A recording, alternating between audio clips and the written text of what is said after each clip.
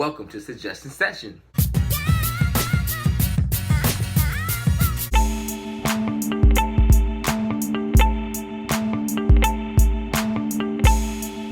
Now I'm jumping into the video because I know people are trying to get to the reaction. I think I'm going to keep doing Suggestion Session this way and leave all the talking at the end after I've heard the album. That way we can get right to the music and I don't have to worry about the whole, hey, the opening spiel that I usually do. If y'all like the new format, let me know, because you're also getting it on the last suggestion before it goes on into a little break. So yeah, just let me know how you like this new format. Let's jump into The Separation from Jon Bellion. Number 1, Eyes to the Sky. I'm trying to live, I'm trying to rise above the shit the devil tries. I'm supposed to write it up, but all I want to say is I just want to be happy. This is already better than how the definition started. Already better. We don't want no fight club, don't want no rap in. Rain Man type this shit just when I'm ad-libbing. Frontin' on my champagne, what movie are you acting in? 7th grade, I said I'm about. That's nice how you got the movie theme going. Alright. That's already better than how both of the albums started. That's way better than how Human Condition started and way better than how Definition started. So maybe you guys might be right about this one. Number 2, Jim Morrison, Rest His Soul. Jim Morrison, Abbey Road and Blueprint playing on vinyl. It's about my goals. And that's for 23 damn straight. I'm so my goal.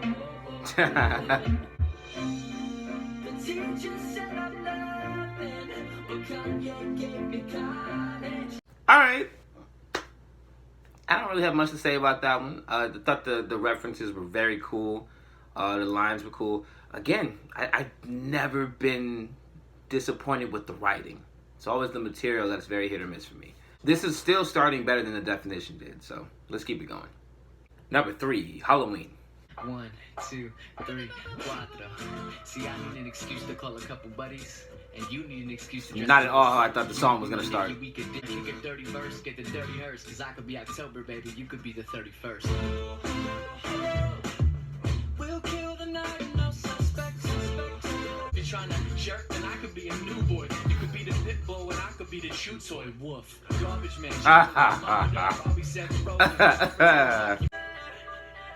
Strings. That one was written better than Jim Morrison, but it was I don't know. I couldn't really get with that one. It was more funny than it was enjoyable. Everybody's got their fair share of corny lines, but the Pitbull, Chew Toy, Wolf, that was funny. That was really funny. Number 4, 2 Rocking Chairs.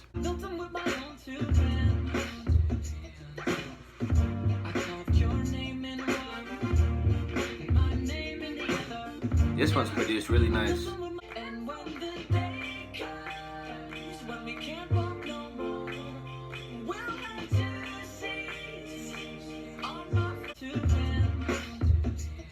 Hey, I think we got one with this one.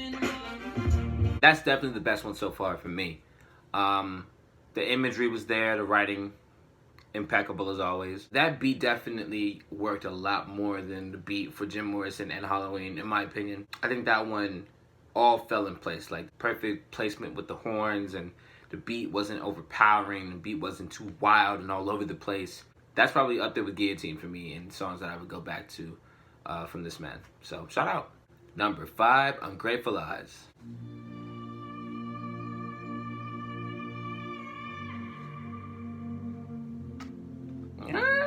Back to you. Yeah, AJR completely stole this man's style.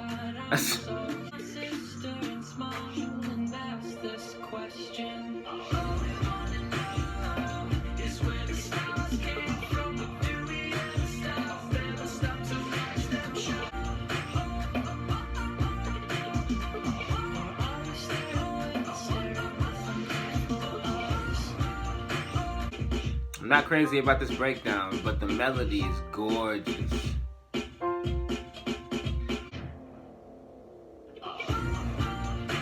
That was cool. I'd give him that. That was cool.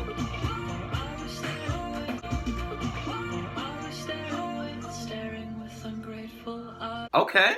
We way more consistent. I think this one is definitely focusing more on a theme or more of a sound instead of just here's my project. I like the cohesion in this one that I'm getting that I haven't gotten with the other two. Even though the Human Condition all had a very central theme as well, there were a lot of misses, and then there were a couple hits on that one for me. Y'all saw how I felt about the definition, but I'm really liking how this one pretty much all fits one direction. And there's that pun again, but I really do like the format of this mixtape album, whatever you want to call it. Halfway there, number 6, one more time.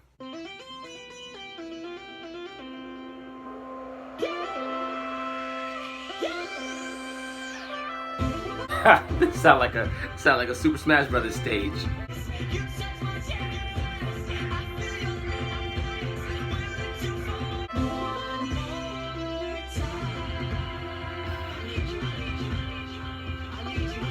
I can't help but feel like I'm playing Super Smash Brothers right now.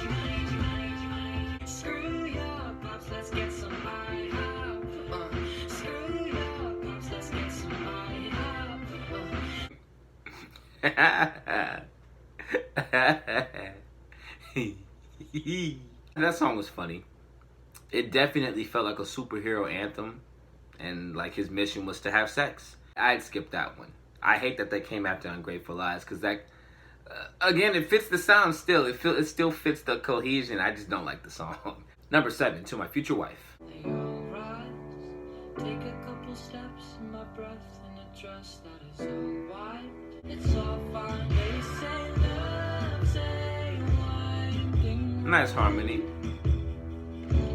Well, it's simple. Now even the philosophers know it's a fact that we all die.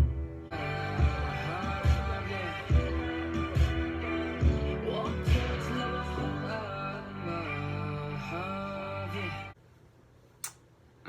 Beautifully written, but I didn't feel that one. I think the harmonies were great. And I already said it was written beautifully, but I don't know, that one just kind of it felt weightless. It felt like it didn't have any merit, and I don't know. I understand what he was going for with the feel and the imagery that was cast through the song. I don't know, it just didn't connect. Number 8, a dedicated instrumental. Timberland and Pharrell shit.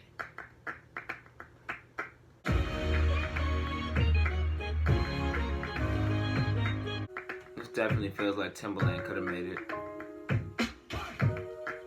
with some Pharrell vocals. Yeah, there's that Timbo. Yeah.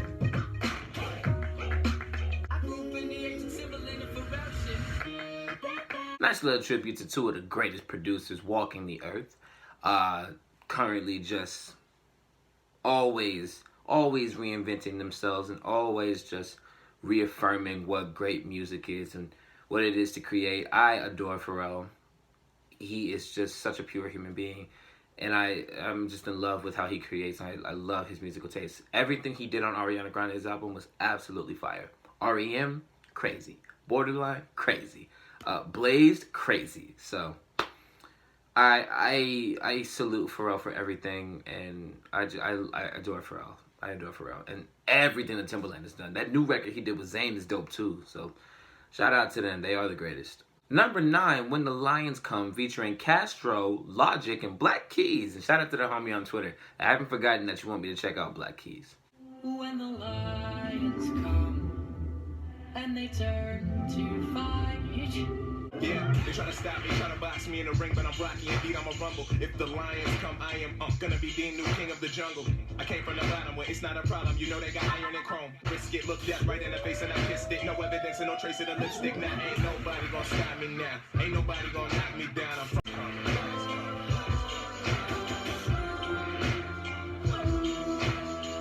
Get so sick, don't spit, I vomit, bomb it. Wearing the freshest of garments, blowing up, yeah, we the bombers. Never cocky, I'm just honest, repping autonomous. Whoa, push white keys like Beethoven, while black keys drop 16s like the 16. That's so mean. Hell yeah, that's so nice. mean. Can I get it? Let me get it. I gotta spit it from the heart. Let me tell it apart. Living a real life. the bed. If I couldn't do this, then I'd be dead. Yeah. See me swerving like Steve Irwin through herds of nervous MCs. I sink my teeth in their verses, each feature becomes a feast. Lay back, relax in my den, with the food chain, the philosophy is the same. So It's a very Eminem inspired delivery. Interesting that Jon was just mainly like the guy that was keeping the song going. I have a song like that where I just did the hook and everybody else rapped and did their thing on it. So that's always interesting to see, because it's like, yeah, this is my song, but I'm going to let everybody else do the work. Coming up on the last bit of tracks, number 10, New York Soul. Bottle of red, bottle of white. My dad sent to me the other night. See my mother on Skype. Hear my sisters through postcards they write.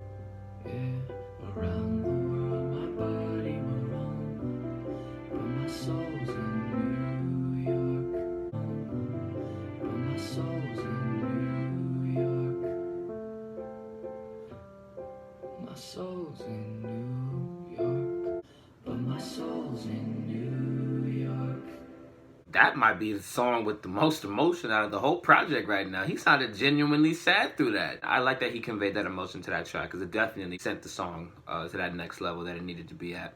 I really like the reflective nature of it, and I like how somber he sounded. Like, it sounded genuine, so I like that one a lot. Number 11, Superman, The Gift and the Curse. Born in 84. How long you really plan to sleep on me for? 10 steps ahead of you musically. How you plan to stop me? Just count your blessings that I consider rap a fucking hobby. Cocaine like the kid was born in 84. I'm not feeling that. When I decided to put my tape on the floor. Melody is so beautiful and so demanding. Drinks in a box with the Bible's doctrine. I look for potential wives. She looking for famous Johnson. She hungry for the action. In New York, we call that Bronson. Nice. That's a bar. That's a bar. Superman won't save you no more. She literally told me, you're too much of a genius. Tell me that shit ain't a gift and a curse. Tell me that shit ain't a gift and a curse. Now see, I like this part. Tell me that shit ain't a gift and a curse.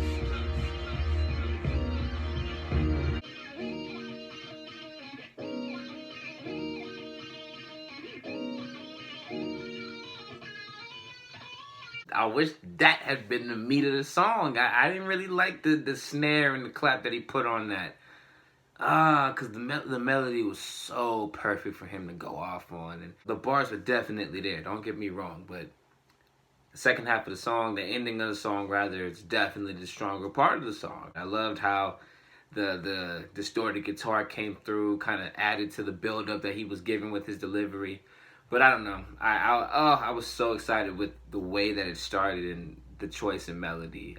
It felt so menacing, and it felt evil, but like in the best and most musical way possible. And I liked that. So I was kind of sad that the beat was so underwhelming. But he made up for it at the end. And lastly, number 12, Kingdom Come. I'm the storyline of Simba as we watch the rising sun. Living prophecies make kingdom come. Sounds like a baseball organ. Demons seem so small. They're the same ones that I fought in all my nightmares and conquered in my dreams. We have won. Kingdom come. I heard melodies from angels, so I played them for. I'm beginning to realize my only enemy is me. Kingdom come. Kingdom come. Okay. Nice little short, upbeat ending. Okay then, let's get into the after project talk. So, after finishing the separation from Mr. Jon Bellion, definitely the only project I can leave and say I enjoyed. 100%. Even though I didn't really care for To My Future Wife or One More Time or Halloween that much, this is the only project out of all of them that I can really say was better than solid and actually kept my interest from start to finish. I definitely faded out of the definition faster than I did The Human Condition, but I think this one definitely is the most cohesive out of the set. I don't know what he has planned next, but this is kind of swaying me to maybe check it out. This definitely was the project that I needed to hear before closing the door completely. Now I'll leave it slightly open. The Definition was a big disappointment because of the hype that it received on the Human Condition video. So I'm happy that the hype was met, so to speak, with this album from the last video I did about Jon. And I know this man's fan base is crazy strong, so I'm not trying to offend anybody, but for the longest time, after those 2 videos prior to this one, I was like, maybe this dude just isn't for me. Maybe it's another Post Malone situation. Maybe it's just another one of those situations where everybody loves this one person and he's just not doing anything for me. But like I said, I'm a huge fan of how he writes.